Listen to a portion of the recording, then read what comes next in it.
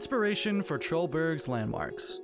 In the first episode of the series, you might have heard us mention that a lot of what you see in Hilda is largely based on Scandinavian folklore, but that also applies to its landscapes. Take these houses for example. Look familiar?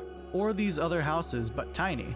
These tiny things specifically are referred to as Alfhole. Most people seem to agree that these are homes built for the elves to live in. However, some sources claim that they are actually used to warn others that elves are present because they are actually the size of an average human. What everyone can seem to agree on, however, is that elves in Iceland are referred to as Huldafolk, otherwise known as the hidden people.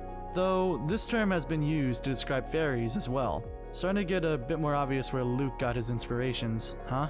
Moomin inspiration. The connection between Hilda and Moomins are surprisingly significant. Moomins are a family of trolls created by Toph Jensen that has since launched into a pretty big franchise of its own. The fact that Moomins are trolls just like the trolls in Hilda is not a coincidence. For starters, there's this very obvious wallpaper of it in this video about him, and Moomins also have been the subject of inspiration for his other works as well. He's even claimed to have written an article on why he likes them in 2010, which seems to have unfortunately become lost media. It's also been debated that the art style for some of his earlier works, including Hilda, have been the subject of heavy inspiration from the Moomins, but we'll leave that up for interpretation. Hilda on the French Cartoon Network. For more than a year since 2022, Cartoon Network in France had been airing multiple episodes of the show right on television for those in the country to watch. But how? Doesn't Netflix own the rights to the show? Well, yes, but also no. It's a bit complicated,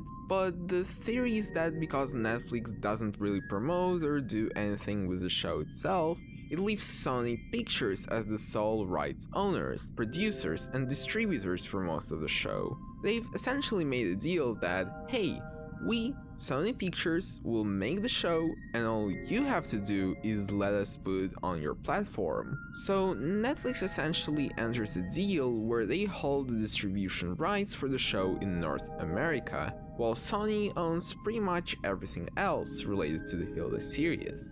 It is just a theory thrown together based on no evidence whatsoever though, so take that with a big grain of salt. Regardless, it is really cool to see the show gain a new audience through something that is not Netflix, especially Cartoon Network of all things. David's cut head. I think this one is pretty self-explanatory.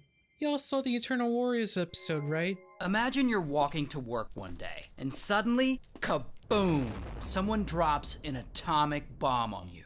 Now, imagine if that happened to you twice. Trevor's terrible mother. People really do not like Trevor's mom in the show, mostly because of the neglect that she gives to her son. And if you're asking me anyway, out of all the reasons I've heard about someone disliking a particular character, this one might be the most justifiable. I mean, for starters, he's hanging out with some bad influences who think that it's funny to go around bothering people either by ringing and dashing from people's homes or throwing snowballs at people for whatever reason, or just attempting to kill innocent birds. Clearly, whatever lessons that her mother is teaching to him is simply not enough for Trevor to stop with these shenanigans. Plus, her entertaining the idea from Trevor that Hilda might actually be a witch during the Troll Rock episode, it's so weird. Yes, I know it's supposed to allude to the Titanites episode later on, but still. Trevor's mom, please, do better.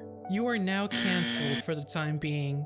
Blue Twig. In the earlier versions of the graphic novel, Twig was colored blue and white instead of the signature standard white design that we see him in as today. It's unknown as to why this change was made, and to address some of the folks in the comments, but hey, Twig was always white in the first comic. But that's actually not true. For whatever reason, they retitled the version of Hilda and the Troll. They actually went out of their way to recolor Twig to remove that original blue and white design. What is this, a George Lucas remaster? It took till the second book, Hilda and the Midnight Giant, for Twig to get the redesigned again. At this time, sporting a purely white design, but with blue spots and blue antlers, until finally, the Bird Parade book, and we get to see the version most of us know today. The theory is that most of these changes could just be that Luke was trying to find what worked and didn't work for Twig's design, and ended up using blue in a way that represents him, but not necessarily making it part of him. It's very much could be seen as the homage to that OG design. BZZT. BZZT, now currently known as Light Basil, is a Chinese artist whose work is known for making fan art related to Omori, Monster Hunter, and of course, Hilda. They drew a lot of Hilda, especially when they were still active on their older account, and attracted a significant amount of attention from it, cause they're pretty cool.